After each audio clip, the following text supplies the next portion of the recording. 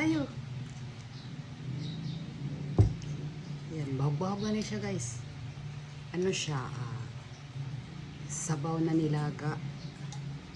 Tapos nilagyan ko ng kanin. Nilagyan ko ng nilagang itlog.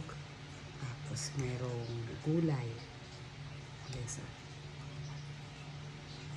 pitsay bagyo. Or yung cabbage din to siya guys, mga Koreano. Yung ginagawang kimchi. Ayan. So yun ang ating kakainin today. Arte. Ito yung kakainin natin sa umaga. Bago tayo umariba sa ating mga gawain. Ayan.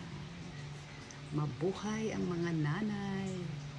Mga single nanay. Single parent. Ayan. Ganyan yung itsura ng single parent. Chart.